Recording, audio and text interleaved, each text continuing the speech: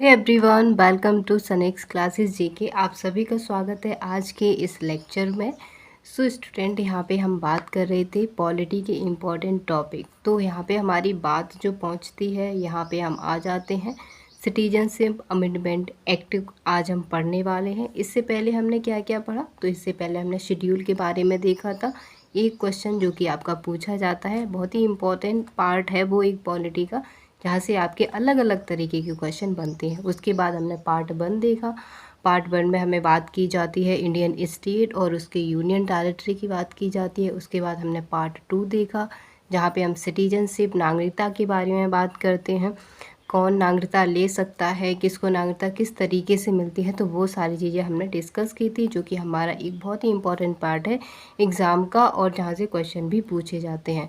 तो आज हम बात करते हैं कि सिटीजनशिप अमेंडमेंट एक्ट भारत में कब आया, क्या क्या इसके आने से चेंजेस हुए, कौन कौन सी वो चीज़ें हैं जिसके करने से आपकी सिटीजनशिप आपकी छुड़ाई जा सकती है, मतलब आपको सिटीजनशिप से वंचित किया जा सकता है। ठीक है, आप इंडिया के सिटीजन नहीं रहेंगे। कौन कौन सी ऐसी चीज़ें हैं, तो वो सारी चीज़ों को आज हम डिस्कस करेंगे। एंड वो कौन कौन से तरीके हैं जिससे आप सिटीजनशिप ले सकते हैं, नागरिकता प्राप्त कर सकते हैं भारतीय संविधान में। तो इन सारी चीज़ों को डिस्कस करेंगे। तो चलिए स्टार्ट करते हैं।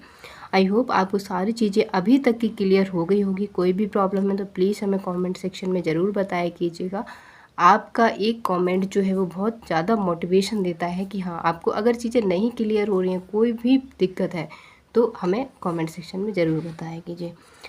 आज का हमारा जो लेक्चर है या फिर हम बात करें टॉपिक है, वो हमारा 4th टॉपिक है। इससे पहले हमने 3 कंप्लीट किए हैं। सिंपल है, इतना है ना।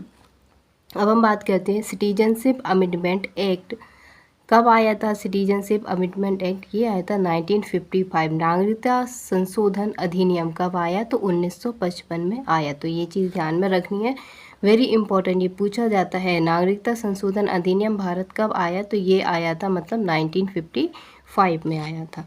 अब हम बात करते हैं कुछ 2 तरीके की। इसका मतलब क्या है? नागरिकता की प्राप्ति, आपको नागरिक कैसे बनाया जा सकता है, किस तरीके से आप नागरिकता प्राप्त कर सकते हैं। और दूसरा आता है नागरिकता की समाप्ति, किस तरीके से आपकी नागरिकता छिड़ाई जा सकती है, कैसे आपको नागरिकता से वंचित किया जा सकता है। तो उनके पॉइंट जो हैं यहाँ पे पूछ लिए जाते हैं। ठीक है, तो यहाँ पे देखिए, यहाँ पे इसको क्या कहेंगे?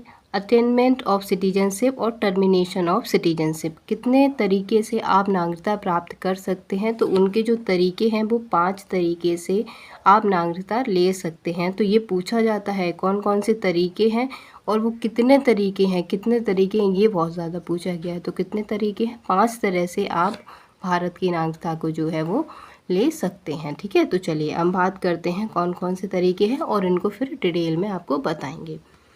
पहला तरीका आता है बाय बर्थ, जन्म से।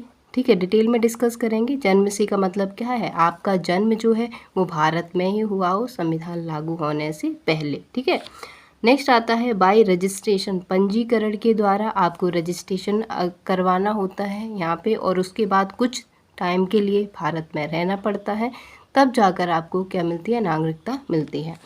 अगला आता है वाई लिंक, वंश क्रम से, मतलब कोई भारतीय है, मतलब भारतीय मूल का है, जिसके दादा नाना नानी या माता पिता में से कोई एक भारतीय है, तो वो क्या होगा?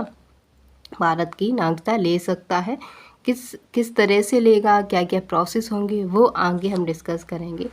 अगला टाइप आता है, ये आता है हमारा बाई नेचुरलाइजेशन, देसीकरण से। देसीकरण का मतलब क्या होता है, ये हम बात करेंगे।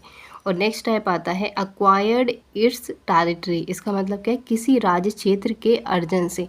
अगर भारत में कोई राज्य या फिर कोई जगह जो है जहाँ पे लोग रहते हैं, भारत में आके मिल जाती है, तो वहाँ के जो लोग हैं वो भारत के नागरिकता स्वतः ही उनको मिल जाएगी। उन्हें कोई भी रजिस्ट्रेशन नहीं करवाना पड़ेगा, कोई भी वहाँ पे इनको रहने की कोई भी कंडीशन नहीं है। सिर्फ अगर कोई टेरिटरी बाहर की इंडिया से मिलती है, तो वहाँ के जो रहने वाले लोग हैं वो खुद पे खुद भारत के नागरिक माने जाएंगे। ओके, अब कितने तरीके हैं जिससे भारत की नागरिकता जा भी सकती है? तो पहला तरीका आता है अबंडोनमेंट। क्या हो जाएगा? इसका मतलब होता है त्याग। त्याग का मतलब आप खुद ही नागरिकता को छोड़ दें, ये होता है त्याग।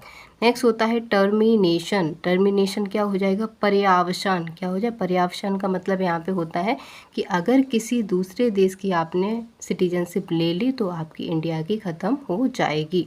और नेक्स्ट होता है डिप्राइव, मतलब वंचित होना। अगर आपने कुछ इस तरीके से नागरिकता ली है जो कि गलत तरीका था नागरिकता लेने का, तो उस तरीके से अगर आपने ले ली है तब भी आपको वंचित कर दिया जाएगा। ठीक है, पहला पॉइंट हमने पढ़ा था बाई बर्थ, जन्म से।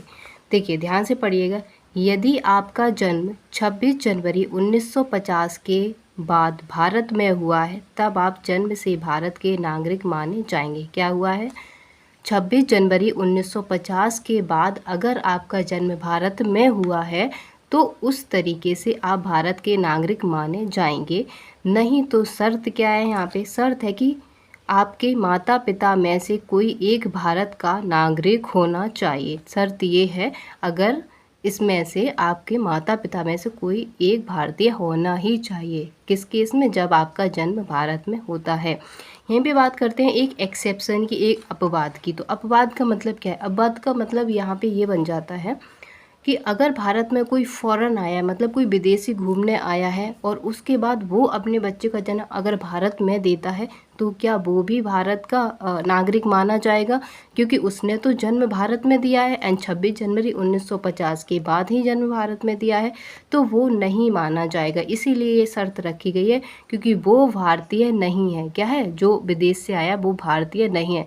इसलिए आपका जन्म 26 जनवरी 1950 के बाद भारत में हुआ हो और माता या पिता में से कोई एक जो है वो भारत का नागरिक हो, तो आप जो हैं वो खुद पे खुद भारत के नागरिक माने जाएंगे। क्लियर हो गया होगा? अब हम दूसरा पॉइंट पढ़ते हैं। दूसरा हमारा क्या है? दूसरा है पंजीकरण द्वारा। ओके, तो पंजीकरण द्वारा कैसे मिलेगी? तो किसी भारतीय या वैवाहिक संबंध, क्या हो जाए? किसी भारतीय का वैवाहिक संबंध, अगर कोई विदेशी जो है भारत के किसी भी पर्सन से शादी कर लेता है तो वो क्या हो जाएगा? पंजीकरण के द्वारा उसकी नागरिकता मानी जाएगी। भारतीय मूल का व्यक्ति हो, क्या हो? भारतीय मूल का व्यक्ति, भारतीय मूल का व्यक्ति हो तब भी वो क्या होगा? उसकी पंजीकरण के द्वारा उसकी नागरिकता मानी जाए। भारतीय मूल मतलब उसके दादा, नाना, पापा, कोई भी अगर भारतीय मूल का है, भारत का नागरिक है, तो उस केस में भी उसकी जो नागरिकता होगी वो कैसी होगी? रजिस्ट्रेशन के द्वारा। अब रजिस्ट्रेशन का मतलब यहाँ पे बनता है कि अगर कोई व्यक्ति, देखिए पहला पॉइंट बनता है कि कोई विवाह कर लेता है भारतीय से, दूसरा बनता है कि भारतीय मूल का कोई व्यक्ति है, मतलब उसके रिलेटिव में कोई है। तो रजिस्ट्रेशन का मतलब यहाँ पे बनता है कि अगर आप इन दोनों चीज़ों में हैं, फॉलो कर रहे हैं, तो उस केस में आपको क्या करना पड़ेगा? रजिस्ट्रार ऑफिस जाना पड़ेगा, रजिस्ट्रेशन के लिए अप्लाई करना पड़ेगा। उसके बाद अप्लाई करने के बाद 5 से 7 वर्ष तक भारत में रहना पड़ेगा, 5 से 7 साल तक भारत में रहना पड़ेगा। उसके बाद आपको भारत की नागरिकता मिल जाएगी। तो ये जो नागरिकता मिलेगी इसका मतलब है कैसे मिली? आपको बाय रजिस्ट्रेशन। ठीक है, नेक्स्ट चलते हैं। अगला हमारा पॉइंट आता है बाय नेचुरलाइजेशन, मतलब देसीकरण द्वारा। तो देसीकरण द्वारा किस तरीके से? इसका मतलब क्या हो? इसका मतलब हुआ विदेशी नागरिक अगर जो भारत का नहीं है और वो भारत के मूल का भी नहीं है, उसका भारत से कोई अभी वास्ता नहीं है, बट वो भारत का नागरिक अगर बनना चाहता है तो इस प्रोसेस को कहेंगे, क्या कहेंगे? न्यूट्रलाइजेशन कहेंगे, देसीकरण के द्वारा नागरिकता कहेंगे। तो कोई विदेशी इंसान है वो क्या करेगा? सबसे पहले न्यूनतम 1 वर्ष तक रहना होगा उसको, कम से कम 1 साल तक भारत में रहना होगा। उसके बाद फिर वो रजिस्ट्रेशन के लिए अप्लाई करने के लिए एलिजिबल होगा। क्या हो जाएगा? विदेशी नागरिक है, उसको पहले 1 साल तक भारत में रहना पड़ेगा, उसके बाद ही वो रजिस्ट्रेशन कर सकता है। और उसके बाद कुछ और भी कंडीशन है कि जो इंसान भारत की नागरिकता लेना चाहता है अपने देश की नागरिकता उसको त्यागनी होगी। मान लिया कि कोई अमेरिका का व्यक्ति भारत की नागरिकता लेना चाहता है तो पहले उसको अमेरिका की नागरिकता को त्यागना होगा। ठीक है, तो वो फिर अमेरिका का नागरिक नहीं कहलाएगा, फिर वो भारत का नागरिक कहलाएगा। दूसरी यहीं पे बात, संविधान में लिखित किसी एक भाषा को जानता हो। जैसा कि हमने शेड्यूल पढ़ा था, शेड्यूल 8 में हमने क्या देखा था? भाषाओं का उल्लेख देखा था, जहाँ पे हमने बात की थी 22 भाषाओं की। तो उन 22 भाषाओं में से इस व्यक्ति को कोई एक भाषा भी आती है तो उस केस में इसको क्या होगा? नागरिकता दे दी जाएगी। ओके, ठीक है, तो ये मतलब था इसका देशीकरण का। का मतलब क्या हुआ, वंश क्रम का मतलब हुआ कि माता पिता, दादा दादी, नाना नानी में से भारत का कोई एक भी इंसान जो है वो नागरिक है। बट 26 जनवरी 1950 से पहले यदि आपका जन्म हुआ है कहाँ पे, भारत में, और उसके बाद आपके क्या है, पूर्वज वहाँ पे हैं, वंश के लोग वहाँ पे हैं, तो उस तरीके से आप वहाँ के नागरिक माने जाएंगे।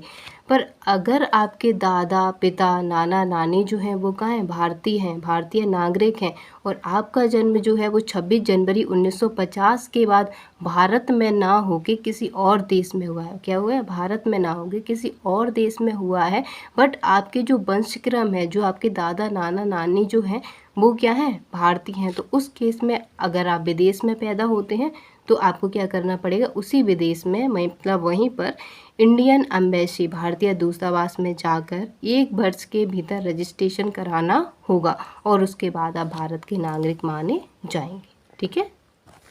और हमारा नेक्स्ट पॉइंट आता है ये हमारा कि on integration of any territory with India, किसी राज्य क्षेत्र का भारत में मिलने पर।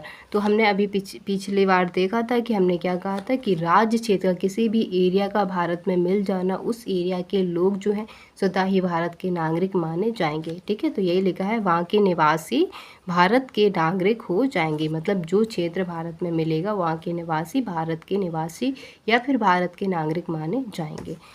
अगला पॉइंट आता है कि 14th कॉन्स्टिट्यूशन अमेंडमेंट, 14वां संविधान संशोधन 1962 से पौंडुचेरी, कराईकल, माहे, यनम, चंद्रनगर के निवासी भारत के नागरिक हो गए। ठीक है, क्या हो जाए, तो इसके हिसाब से ये जो हमारा कॉन्स्टिट्यूशन अमेंडमेंट हुआ, इसके हिसाब से जो पौंडुचेरी, कराईकल, माहे, यनम, चंद्रनगर के जो भी लोग थे वो क्या हो गए, भारत के नागरिक हो गए, क्योंकि ये एरिया क्या हुआ, ये एरिया भारत में आकर मिल गया। तो इसका ये एक एग्जाम्पल के तौर पे आप समझ सकते हैं, बट आपको अगर ध्यान रखना है तो इतना ध्यान रखिएगा, 14वां कॉन्स्टिट्यूशन अमेंडमेंट जो है वो कब हुआ था, 1962 में हुआ था। ठीक है।